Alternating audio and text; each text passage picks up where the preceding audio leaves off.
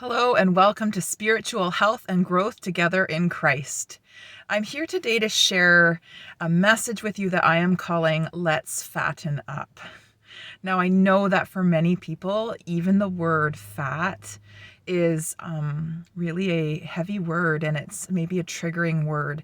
And so before I even get started, I want to say that this is looking at this word very differently. A number of years ago, God was talking to me and sharing with me about his idea of what fat means. And I'll talk more about this as I go along, but it's not about body. And for any of you who are listening who struggle with and are triggered by the word fat, I am one as well with you.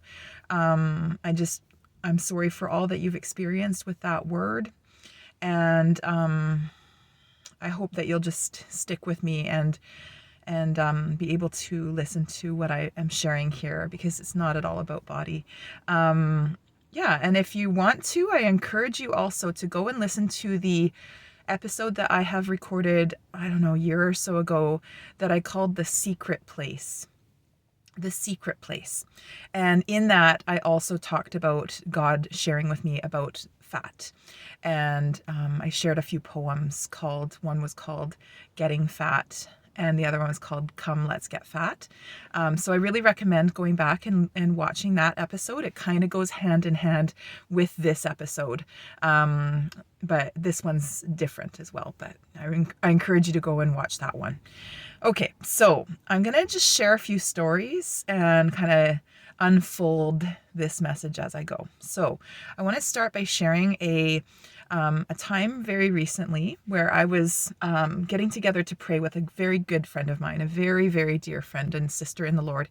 And she had been sharing with me for a few weeks where she was at, what was going on. And one of the common themes was that she was just really feeling starving for time with God, starving to be in prayer, especially with somebody else together, because we really love praying together, and it had been a while. And so, I'm often praying for I'm often praying for people and praying for my friends. And as I had been praying for her, leading up to that point, I was getting this sense of just how desperate she was for God. Because I know that feeling. And so when we got together, we had a really lovely time. We were praying, and I had really felt this need to play a particular song as part of our prayer time. And so we listened to the song, and then we prayed from there. And the song was called This Is the Air I Breathe. Or is that what it's called? Maybe that's not what it's called, but that's one of the lines. This is the air I breathe. And one of the lines, oh, my van is making an annoying sound. I'm sorry about that. I hope it's not going to ruin the quality of your listening here. Anyways, sorry, it's kind of annoying. One of the lines in it says, I'm so desperate for you. And so we listened to the song, and then I really just felt this need to pray into that line and to really talk about how desperate we can be, and we really are, for God. And yet we can feel, very commonly, we feel so uncomfortable with this feeling of desperation or need of God.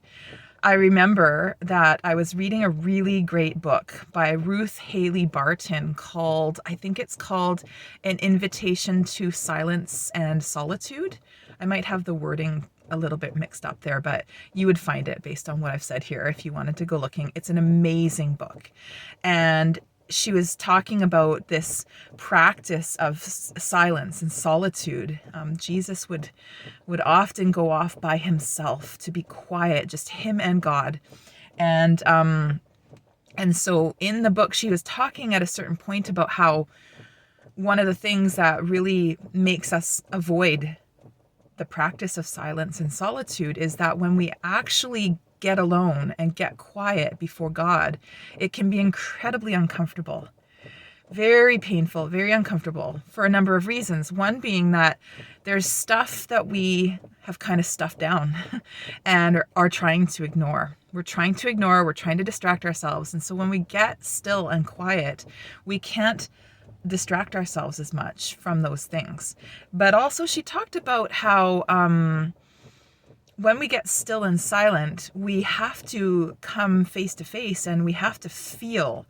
We end up feeling how very, very much we desire God, how very, very much we are desperate for God and need God. And that sounds lovely.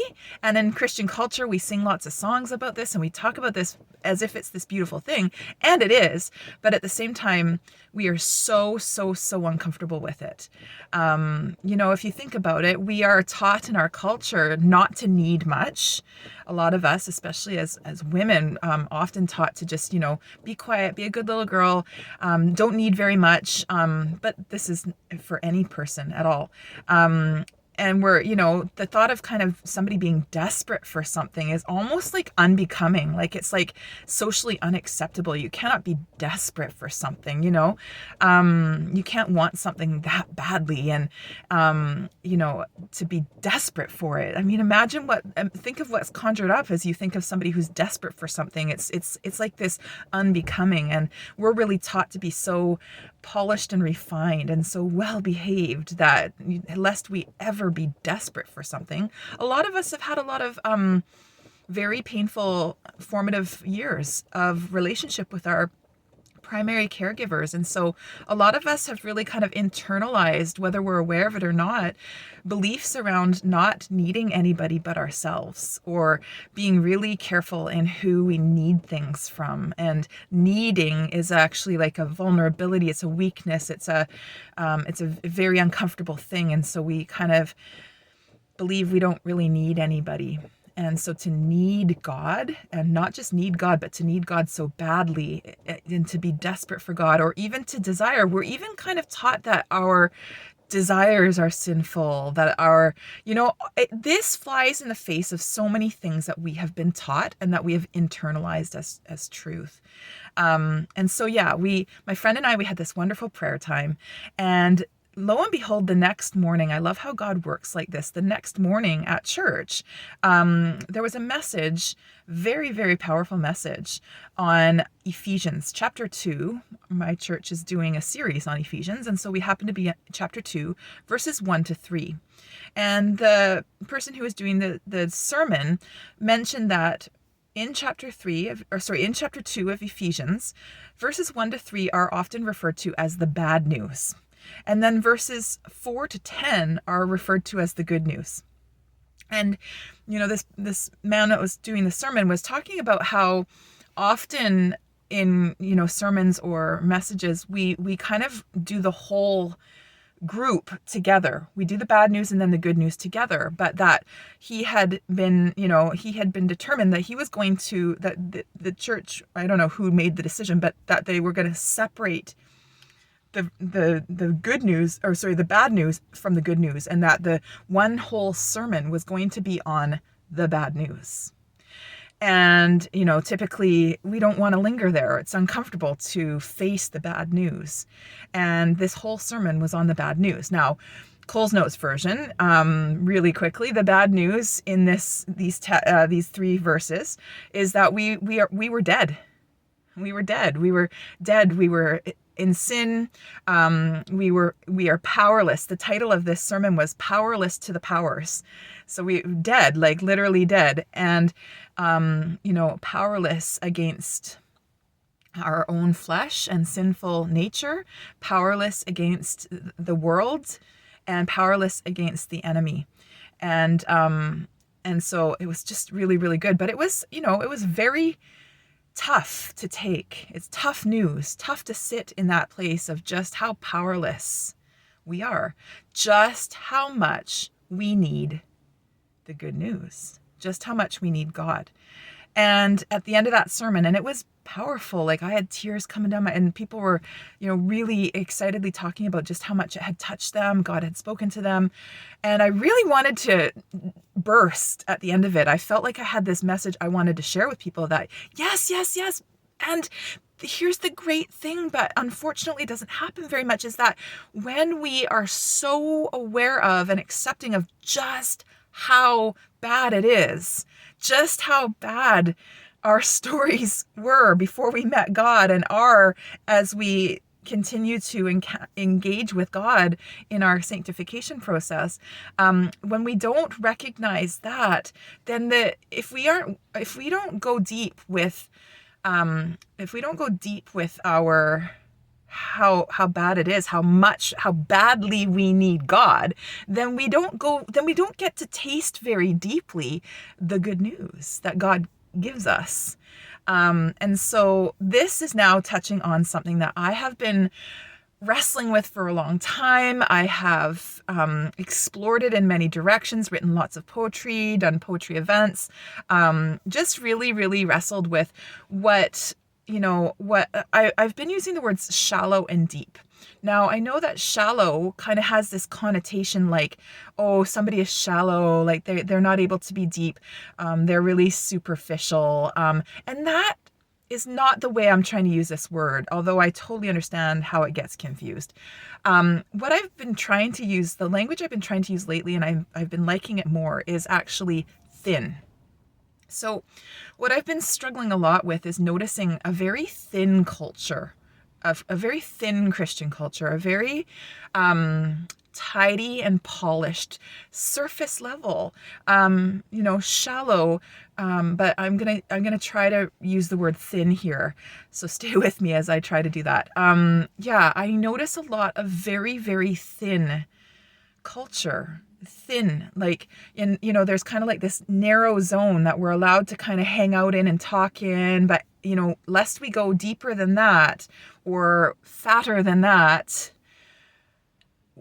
we're going to be kind of like cut off and kind of given the unspoken message or spoken message that we are out of bounds. Because we can't go so fat down. We cannot go so fat. We have to be thin. And because thin is comfortable. Thin is pretty, it's polished, it's sterile, we can control it, we feel comfortable with it. Anything else, we can't control it, we don't feel comfortable with it, it's messy, it's just really, really, really uncomfortable. So we do everything we can not to go there. And so we carry on this really thin Christian existence. And, and so I've struggled a lot with it. Now I want to share with you, after this sermon, I really started kind of putting lots of things together and being like, oh, this is so good. This is so awesome. And then I started to imagine, because I have this imaginative mind sometimes. And so I started to imagine the concept of God's soup kitchen. God's soup kitchen. I shared it with my friend, the one who I prayed with, and my friend was really liking this idea. And as we talked a little bit more about my idea of God's soup kitchen, she said that she imagined that God was as God was serving up God's soup in God's soup kitchen, that God would be sitting with us there as we were eating God's soup. And I even said, you know what? God is the soup. God is the soup in some hard to imagine way. But picture with me, there's this soup kitchen and like it has unlimited space. And there's this soup that God is dishing up, right? And we are invited to come and have the soup. But yet, so many people are so busy like kind of, it's better to give than to receive. So I'll make sure everybody else gets the soup, but I don't need very much. And I'm a polished, really thin Christian who I really only need a little bit of soup because, I'm good. I got God. The joy of the Lord is my strength. And, and so I don't need very much. And I need to share it because, I think deep down we think that there's this lack and scarcity. So it's like there's not enough to go around. So I need to share it. So I can only have just like tiny little taste of it. And that's enough. It's good. I'm good. It's good. There's a lot of people out there trying to, desperately give the soup to everybody else because everybody else needs to taste the soup. And so they're so busy that they're not tasting the soup very much. Some people think that they just needed to drink it once and then that's it. And then they can go off and start sharing with other people. There's all kinds of things going on in this soup kitchen. There's people who are, people who don't want to, okay, so there might be some people sitting in there who are just shoveling the soup and it's flying all over their face and it's splashing everywhere. And there would be some Christian people who would be like, oh, Oh, would you look at that? Ugh, that's unbecoming. Oh, that's messy. Ooh, they're dirty, or even blessings on them. They really need that soup.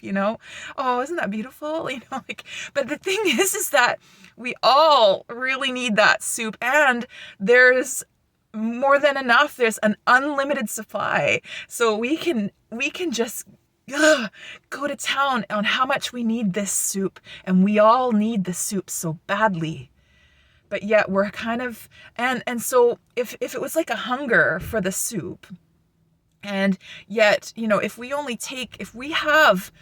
the truth is that we have this huge hunger and need of the soup, but then we only take a little tiny bit, then we're not as satisfied. And there's a story in the Bible where God talks about, I think it's the woman who has broken the oil, the perfume, and is cleaning his feet. And I think he talks about how when he's questioned as to why she's wasting her precious oil like this, and it could be given to the poor and all this, and he talks about she's been forgiven much, and so she is much thankful.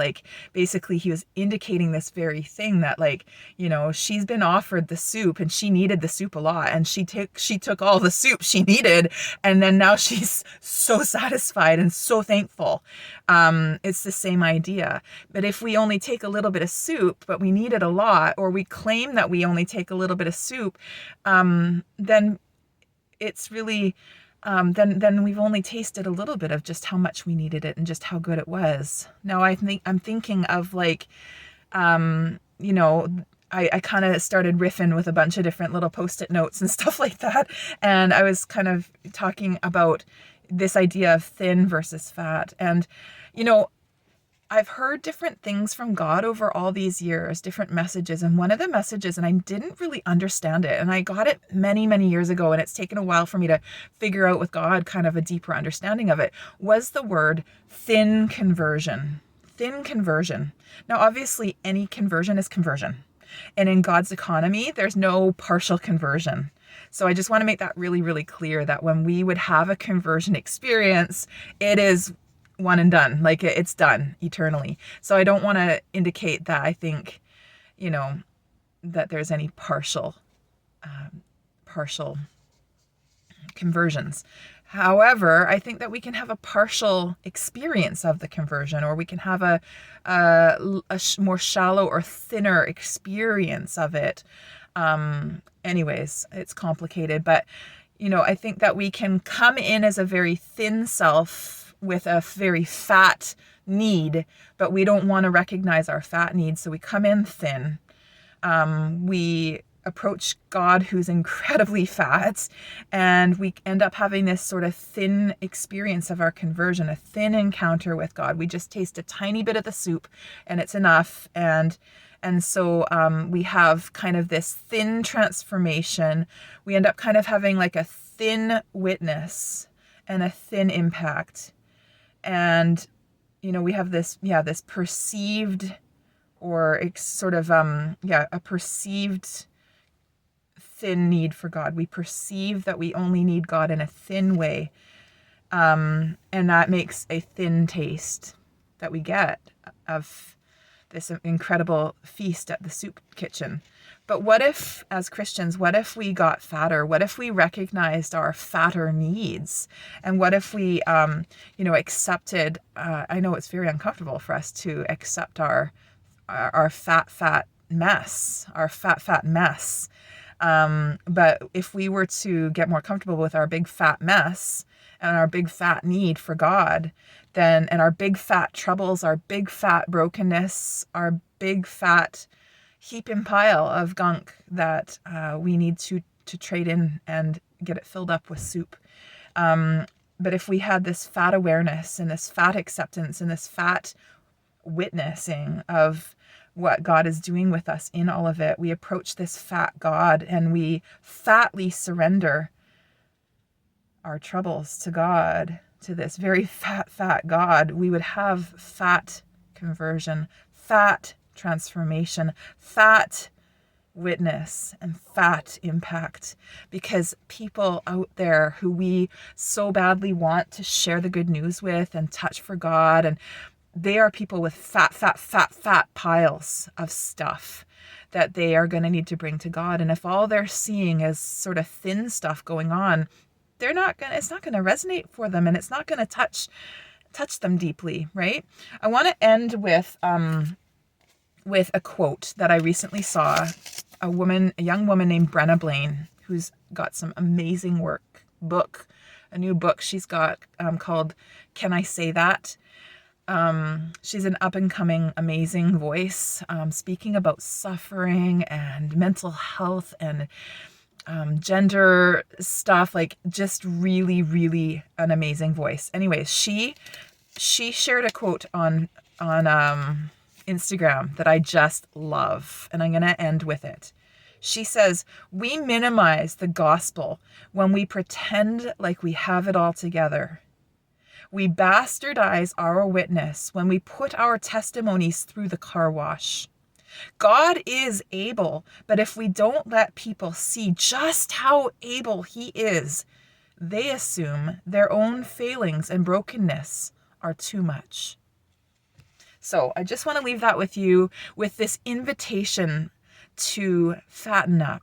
Let's get fat. Let's get fat together. I think it's something we can't do alone. We need to do it together with just even a few safe and trusted Christian fellows together who are trustworthy to share the fatness of our brokenness and come together to this very fat God who can fatly touch us if we will fatly open to Him. So let's fatten up, Christians. Now, if you have liked this or you need to share this with somebody who's been pressed on your heart, please do that. Share it, like it, subscribe to the channel because I'm putting out more good content. And as always, be healthy and grow on.